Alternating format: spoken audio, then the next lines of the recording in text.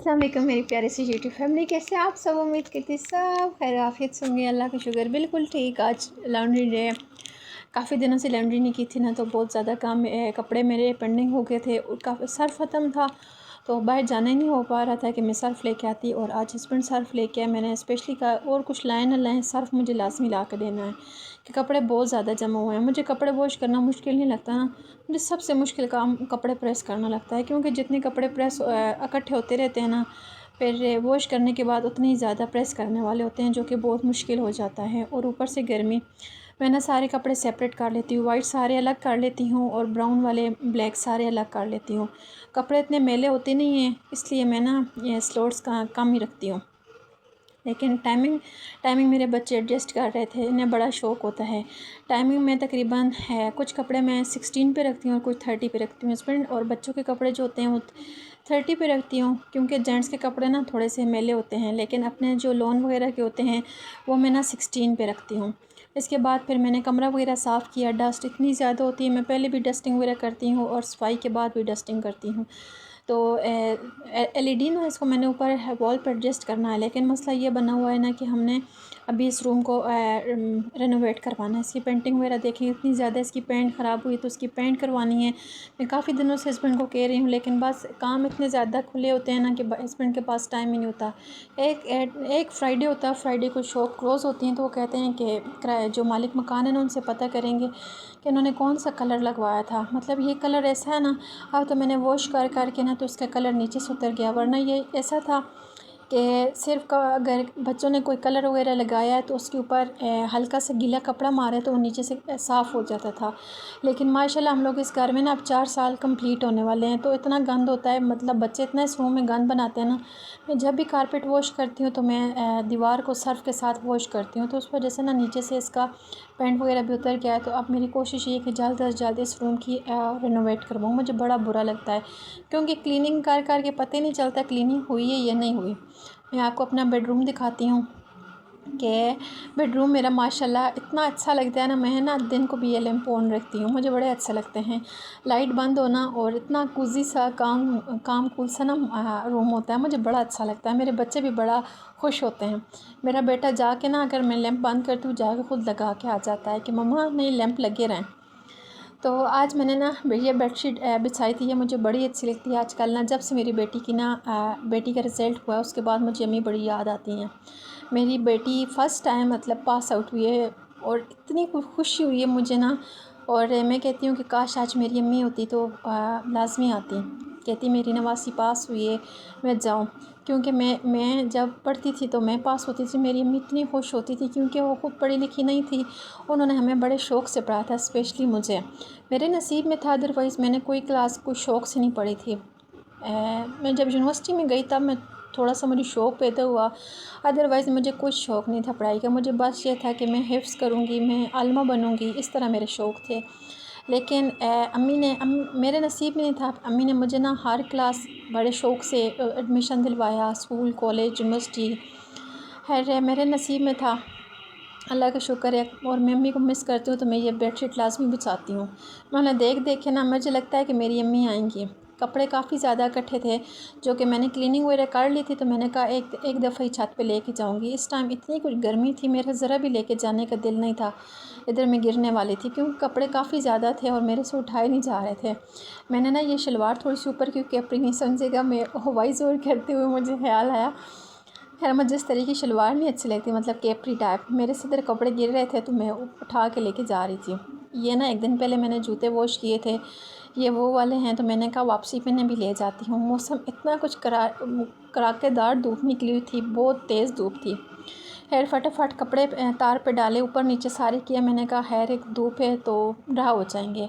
गर्मियों में ये होता है कि 1 घंटे के अंदर अंदर कपड़े ड्रा हो जाते हैं। मैं एक दफ़ा छोड़ने के लिए जाती हूँ, अगली दफ़ा कपड़े लेने के लिए जाती हूँ। जूते जितने भी थे मैंने चेयर पे रख लिए। काफ़ी ज़्यादा कपड़े थे, मैं तार पे डाल के थक गई थी। ऊपर से गर्मी इतनी ज़्यादा थी कि मेरा दिल कर रहा था मैं दरिया हाफ़ ही कपड़े छोड़ के नीचे चले जाऊँ, लेकिन फिर करना तो खुद ही था। बाद में भी खुद ही आती, तो मैंने कहा सारे एक दफ़ा ही करके जाती हूँ। तो लगे हाथों फिर आती हूँ, तो नीचे काम पेंडिंग होते हैं। बच्चों के जूते जब भी मैं बाहर मेरे बच्चे जाते हैं मैं हमेशा नीचे से ऊपर से साफ़ करके वॉश करके रखती हूँ। मतलब मैं बहुत इस तरह कॉन्शियस हूँ कि इस तरह ना जम्स वगैरह अंदर आते हैं, तो बच्चों की इस तरह सेट करके जूते रखती हूँ कि जो फिर इन्हें अच्छे लगते हैं, जैसे इनकी मर्ज़ी होती है, मर्ज़ी के अकॉर्डिंग अपने कपड़ों के ड्रेस के अकॉर्डिंग पहन लेते हैं। करना भी यही चाहिए। इनमें से ना काफ़ी ज़्यादा ऐसे शूज़ हैं जो बेटी के और बेटे के इन्हें ना छोटे हो चुके हैं, लेकिन मैं अब सोच रही हूँ कि मैं किसको दूँ। नए शूज़ है, कोई लेने वाला है भी नहीं, तो ये बिल्कुल अभी तक बेटी ने नहीं पहने। ये ईद पे मैंने इसका खुद से लिया था, लेकिन अभी तक इसने नहीं पहना है। इंशाल्लाह आगे फंक्शंस वगैरह आ रहे हैं तो उन पे पहना दूँगी। मुझे बच्चों के साथ खुद से बड़े अच्छे लगते हैं। उसके बाद नैप टाइम था, बच्चों का नमाज़ पढ़ी, सबक पढ़ा, बच्चों को सुलाया, खाना खाया और उसके बाद मैंने किचन में आके इधर हवा चल रही थी।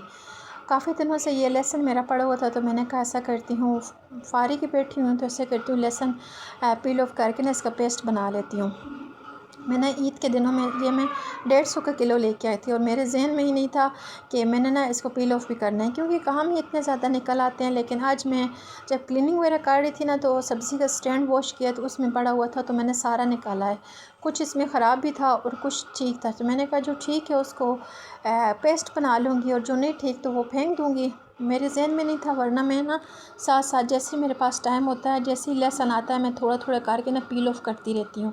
ऐसे बंदे को आसानी होती है हांडी बनाने के लिए, जैसे चीज़ें रेडी होती हैं तो फटाफट बंदा ना कुकिंग कर लेता है। मेरी शुरू से आदत यही है कि मैं लहसुन अदरक का पेस्ट बना के रखती हूँ। अगर अदरक ना भी हो तो मैं लहसुन का पेस्ट बना लेती हूँ, और जब अदरक आ जाए तो उसका सेपरेट बना लेती हूँ। अच्छा, मेरा ये जग टूट गया है, जूसर मशीन का कांच का था, तो मेरे लिए बड़ी मुश्किल हो रही थी। रोज़ मैं ना एल्फ़ी लेके आती हूँ, फिर इसको जोड़ती हूँ, तो फिर मेरे ज़हन में आया कि मैं ना इसको इलेक्ट्रॉनिक शॉप पे लेके जाती हूँ, तो इसका ना दूसरा इसी साइज़ का जग लेके आती हूँ। तो उस शॉप पे तो मैं गई, तो वो कहते हैं कि कंपनी भेजेंगे तब आएगा। मैंने कहा इतना लंबा प्रोसेस कौन करे। फिर मेरे हस्बैंड कहते हैं कि मैं बाज़ार लेके जाऊँगा तो मैं इसी साइज़ का नया जग बनवा दूँगा, क्योंकि मैं ना इसको बार बार एल्फ़ी लगा के एल्फ़ी के साथ फ़िक्स करती हूँ, तो फिर भी ना इसका जो जूस वगैरह बनाएं या कुछ भी बनाएं तो सारी चीज़ बाहर निकल आती है। अभी मैं थोड़े थोड़े ना लहसुन डाल रही थी और हल्का सा पानी मैंने डाला है, तो तब जाके इसका पेस्ट बनना स्टार्ट हुआ था। और थोड़ा सा डालती हूँ, फिर थोड़ा सा पेस्ट बनाती हूँ, फिर इस तरह करते करते मेरा पेस्ट बन ही गया था। लेकिन एक टाइम ऐसा आया था, वो मैंने इधर के कैप्चर नहीं किया, सारा मेरा पेस्ट ना बाहर गिर गया था। फिर मैंने मशीन साफ़ की और सारा टेबल वगैरह साफ़ किया। मैंने ये दोनों बर्तनों में ना इस तरह मैंने डाल के रख दिया था। मैंने कहा पहले गिलास का डालूँगी और उसके बाद बाउल में वो यूज़ करूँगी। अच्छा, मैं आपको बताती हूँ ना कि आजकल ना जैसे कुर्बानी का गोश्त पड़ा हुआ है, मेरा थोड़ा सा रह गया है। मैं ना बहुत ज़्यादा नहीं हम लोग खाते, थोड़ा सा ही था, लेकिन एक दो पोटलियाँ मेरी पड़ी हुई, तो मैं किस तरह गोश्त को ना डीप फ्रोज़ करती हूँ। मैं जब भी गोश्त वैसे भी बनाना होता है, तो मैं गोश्त साफ़ करके गोश्त को हल्का सा ना बॉयल करती हूँ। बॉयल इस तरह के एक ही बॉयल आए तो उसमें से सारा जो खून होता है वो निकल जाता है। फिर उसको ठंडा करके वॉश करके पोटलियाँ बना के रखती हूँ, तो जब मुझे ज़रूरत हो ना, तो सारा खून भी उसके अंदर नहीं होता, बिल्कुल साफ़ सुथरा होता है और सेपरेट भी हो जाता है। मतलब फ़ौरन से वॉश करो और पॉट में डाल दो, पकाने के लिए रख दो। बच्चों के फ्राइज़ बना रही थी और मेरे ना मोबाइल के कवर का ये पीछे लगा हुआ है बटन से मोती, ये उतर गए थे। मेरा इतना दिल खफ हो रहा था, मैं बैठ कर ना इसको फ़िक्स कर रही थी। मैंने कहा मेरे इस कवर की ना लुक ही इसी से है, मैंने लिया ही इसी से था। बड़े मुझे अच्छे लगते हैं मोबाइल के कवर। तो काम वगैरह करने के बाद फिर मैं आ गई थी ज़ेलबरी, मेरे घर के पास ही है। बच्चों ने चीज़ वगैरह लेनी होती है ना, तो पास ही मॉल है, उधर जाती हूँ और उधर से ना मैं वापसी पे ज़ेलबरी आ जाती हूँ। मुझे ये ना पिंक ड्रेस बड़ा पसंद आया था, ये 2 पीस था। तो खैर मैंने ना मेरे पास जो दुपट्टे पड़े हुए मैं वो लेके आई थी। मैंने कहा सालन तो मैं बना के आ गई थी, मैंने कहा जाती हूँ अभी फ्री हूँ तो अपने जो दुपट्टे मेरे पास पड़े हुए उनके साथ कोई शर्ट्स या 2 पीस सूट ले आती हूँ। कोई मेरे पास ट्राउज़र था और 3 मेरे पास दुपट्टे थे। ये मुझे ड्रेस बड़ा अच्छा लगा था, लेकिन मेरे पास इस तरह का दुपट्टा नहीं है। ये 2 पीस था, कोट सेट था और बहुत प्यारा था। इसकी प्राइस थी 3400। ये सारे इस रेक में ना जितने भी ड्रेसेस थे सारे 3400 के लगे हुए थे। ज़ेलबरी मुझे बड़ा अफोर्डेबल लगता है। ये ड्रेस मुझे बहुत अच्छा लगा, लास्ट टाइम भी ये था, अभी भी ये लगा हुआ है। खैर मैंने लिया नहीं है, मैंने कहा मेरे पास जो दुपट्टे हैं मैं उन्हीं के साथ के लूँगी, अदरवाइज़ मैं कोई भी नहीं लेती।